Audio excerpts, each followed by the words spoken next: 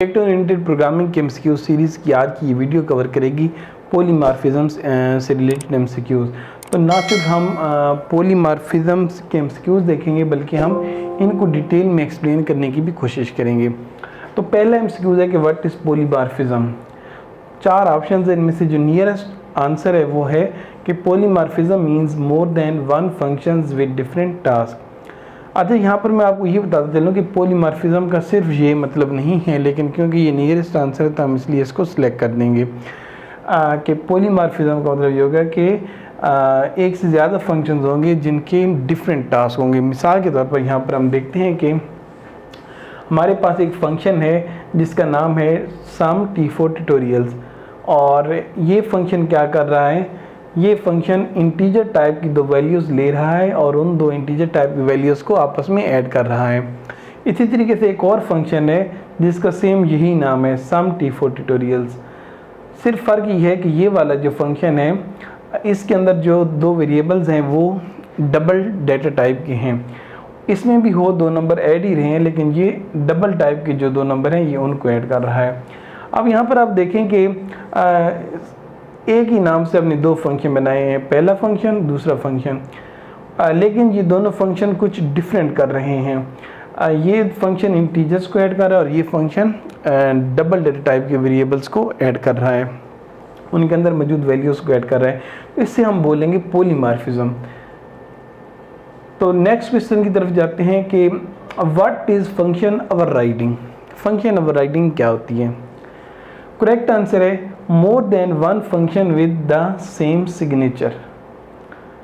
अगर एक से ज़्यादा फंक्शंस हैं और उनके सिग्नेचर जो हैं वो सेम है, सेम सिग्नेचर और सेम नाम है उनका, तो हम कहेंगे कि फंक्शन ओवरराइडिंग हो रही है।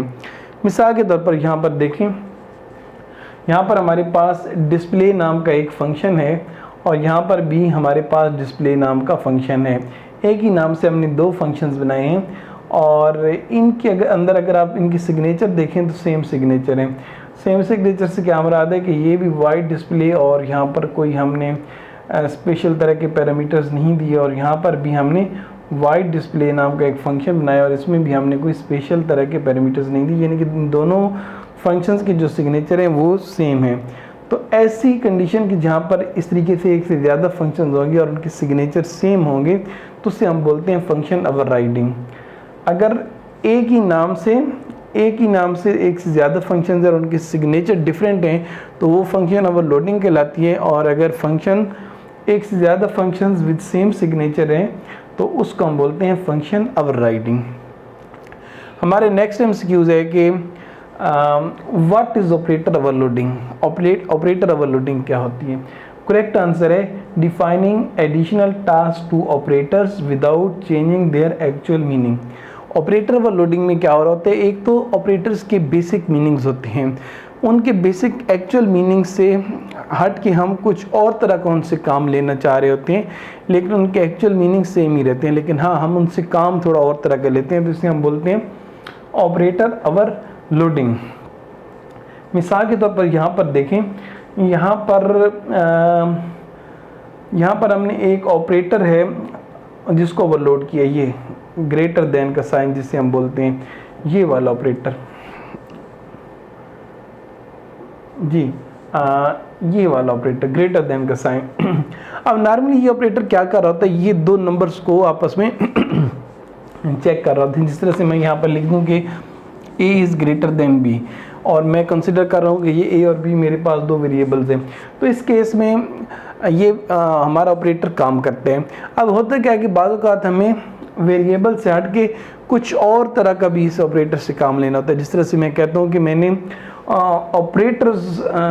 इस ऑपरेटर को यूज़ करते हुए मैंने ऑब्जेक्ट्स को चेक करने के, एक ऑब्जेक्ट के अंदर जो वैल्यू वो क्या ग्रेटर है किसी और वैल्यू से, तो ऐसे मौके पर मुझे इस ऑपरेटर को ओवरलोड करके कंपाइलर को बताना पड़ेगा कि भाई इस ऑपरेटर का मैं मतलब ये भी लेना चाह रहा हूँ कि मैं एक ऑब्जेक्ट की वैल्यू को किसी और वैल्यू के साथ कंपेयर करूँगा।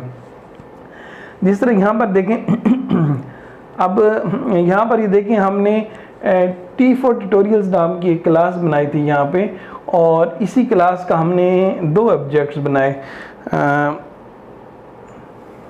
एक जी इसी क्लास के हमने दो ऑब्जेक्ट्स बनाए n1 और n2, और यहाँ पर हमने चेक किया कि if n1 is greater than n2। अब यहाँ पर ये देखें n1 और n2 कोई वेरिएबल्स नहीं हैं बल्कि ये ऑब्जेक्ट्स हैं। यहाँ पर देखें ना, इस क्लास T4 ट्यूटोरियल्स की क्लास के हमने दो ऑब्जेक्ट्स क्रिएट किए थे। अब इस ऑपरेटर को अगर हम इन ऑब्जेक्ट्स के दरमियान अगर यूज़ करेंगे तो इस ऑपरेटर को हमें ओवरलोड करना पड़ेगा, जो कि हमने यहाँ पर किया। यहाँ पर आप देखें हमने इस फंक्शन के अंदर रहते हुए इस साइन को, इस ऑपरेटर को ओवरलोड करने की कोशिश की है। अब यहाँ पर ये क्या कर रहा है, यहाँ पर ये देखें if num is greater than X dot num. अब यहाँ पर ये जो आप देखेंगे कि हमने क्या किया, यहाँ पर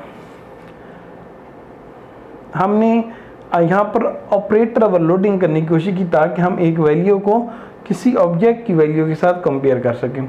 तो चलते हैं हम नेक्स्ट एमसीक्यूज की तरफ। A new definition to base class function in the derived class with the same signature is called ये थोड़ी देर पहले ही हमने इस एमसीक्यूज को डिस्कस की है। ये दोबारा उसी से लिंक्ड एक एमसीक्यूज आ गया है कि हमने एक फंक्शन है बेस क्लास में बनाया और उसी नाम का हमने फंक्शन उसी सिग्नेचर के साथ हमने डिराइव्ड क्लास में भी बना दिए, तो इसको हम फंक्शन ओवरराइडिंग का नाम देते हैं। जिस तरह से थोड़ी देर पहले ही हमने देखा था कि हमने ये एक क्लास बनाई थी, बेस नाम की एक क्लास बनाई और उसमें हमने एक फंक्शन बनाया डिस्प्ले। एक हमने डिराइव्ड क्लास बनाई और उस डिराइव्ड क्लास के अंदर भी हमने उसी सेम सिग्नेचर के साथ एक फंक्शन बना दिया, तो इसे हम बोलेंगे फंक्शन ओवरराइडिंग। नेक्स्ट एमसीक्यूज है कि which is the example of compile time polymorphism.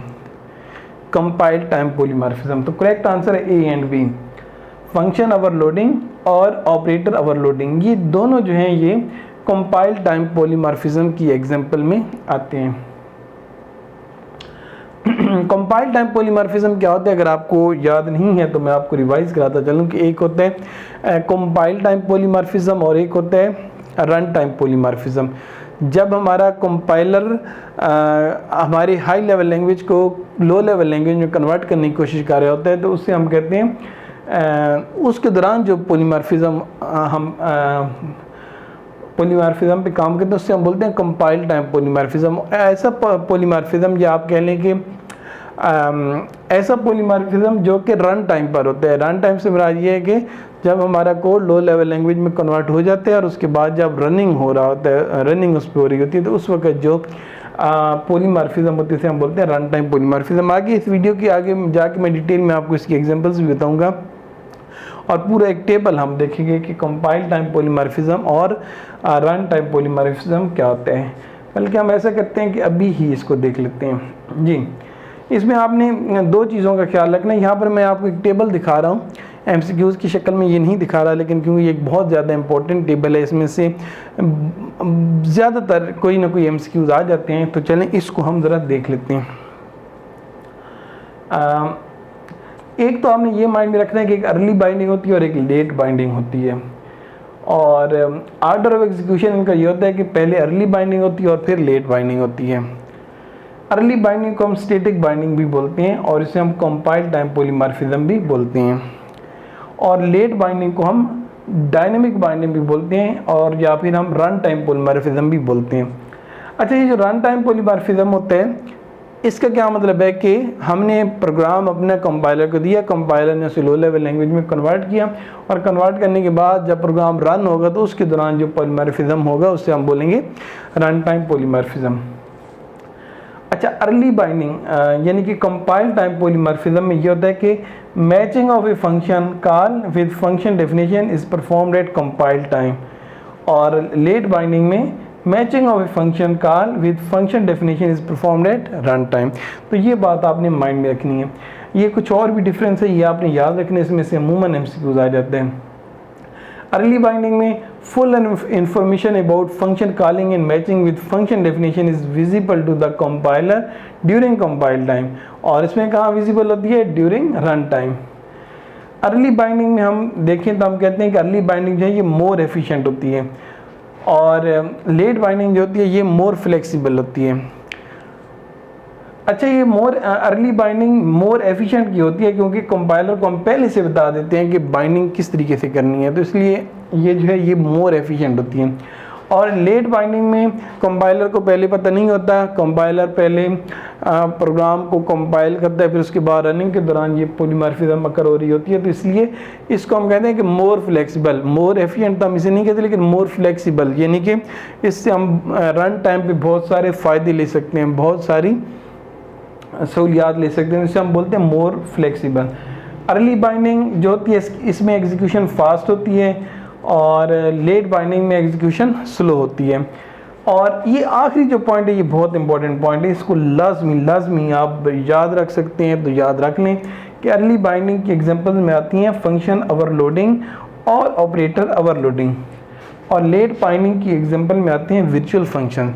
अच्छा, यहाँ पर ये जो वर्चुअल फंक्शंस है इनसे रिलेटेड एमसीक्यूज़ की मैंने एक सेपरेट वीडियो बनाई है, क्योंकि पूरा एक डिटेल टॉपिक है। तो वर्चुअल फंक्शन से रिलेटेड अगर आपने एमसीक्यूज़ देखने हो तो वीडियो की डिस्क्रिप्शन में आपको इस वीडियो का लिंक मिल जाएगा। इसी तरीके से हमारे पास ये जो ऑपरेटर ओवरलोडिंग है, ऑपरेटर ओवरलोडिंग के एमसीक्यूज़ की भी मैंने एक डिफरेंट वीडियो बनाई है, वो भी एक डिटेल वीडियो जिसमें इस टॉपिक से रिलेटेड एमसीक्यूज़ कवर कर रहे हैं, तो आपने वो भी ज़रूर देखनी है। अच्छा चलिए, अब हम वापस जाते हैं अपने एमसीक्यूज़ की तरफ। Which is the example of run time polymorphism? तो करेक्ट आंसर है B and C, operator overloading and function overriding. Next MCQs है, how more than one functions can be implemented in polymorphism? Correct answer है all of these. All of these कैसे?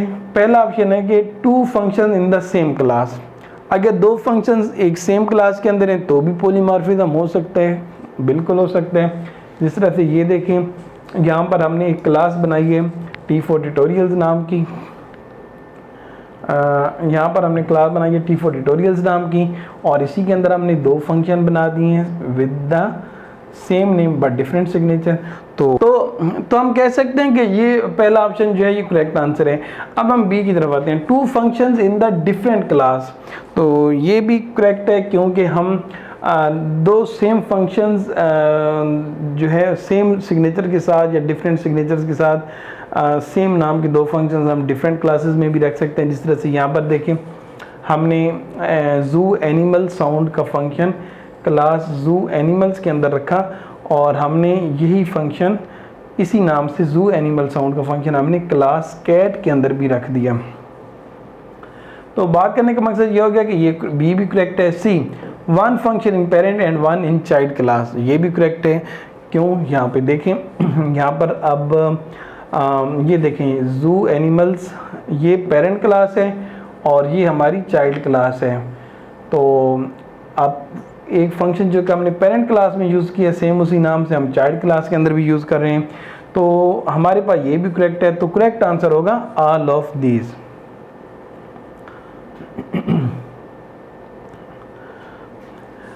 Next MCQs, which of the following can have polymorphism? इनमें से कौन कौन है जो कि जिनमें पॉलीमॉर्फिज्म हो सकती है? तो करेक्ट आंसर है both functions and operators. Functions की मदद से भी हम पॉलीमॉर्फिज्म फंक्शंस पर भी अप्लाई कर सकते हैं, और ऑपरेटर्स पर भी हम पॉलीमॉर्फिज्म अप्लाई कर सकते हैं। इसकी एग्जांपल में आप देख लें, फंक्शन ओवरलोडिंग और फंक्शन ओवरराइडिंग ये दोनों पॉलीमॉर्फिज्म ही तो हैं, और ऑपरेटर ओवरलोडिंग ये भी पॉलीमॉर्फिज्म ही है। तो ऑपरेटर ओवरलोडिंग अगर आपको नहीं पता तो आपने वो वीडियो देखनी है जो मैंने एक अलग से वीडियो बनाई है इसकी।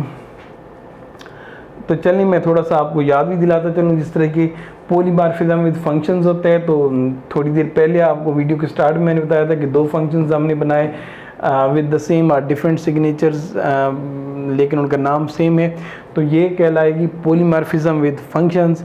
और इसी तरीके से पॉलीमॉर्फिज्म विद ऑब्जेक्ट्स भी होती है, जिस तरह से ऑपरेटर ओवरलोडिंग हम करते हैं। तो अब मिसाल के तौर पर ये हमारे पास एक क्लास है T4 ट्यूटोरियल्स, और इसी क्लास के हमने दो ऑब्जेक्ट्स बनाए N1 और N2। तो इस तरीके से हम कह सकते हैं कि पॉलीमॉर्फिज्म ऑब्जेक्ट्स की मदद से भी होती है, क्योंकि यहाँ पर जो ऑपरेटर ओवरलोडिंग हो रही है, ऑपरेटर ओवरलोडिंग ऑब्जेक्ट्स की मदद से हम कर रहे हैं। तो ये एमसीक्यूज भी कवर हो गया। तो ये थी आज की हमारी वीडियो जिसमें हमने पॉलीमॉर्फिज्म से रिलेटेड इंपॉर्टेंट एमसीक्यूज को कवर किया। मैं उम्मीद करता हूँ कि अब जब भी कोई एमसीक्यूज अगर आपके टेस्ट में पॉलीमॉर्फिज्म से रिलेटेड आएगा तो आप उसका आंसर करने के काबिल होंगे। और मज़ीद ये है कि अगर आपको ये वीडियो पसंद आ रही है तो चैनल को सब्सक्राइब करके बेल आइकन ज़रूर प्रेस किया करें, ताकि जब भी इस तरह की वीडियो कोई अपलोड हो तो नोटिफिकेशन आपके पास आए, और अपनी राय से ज़रूर आगाह किया करें। शुक्रिया।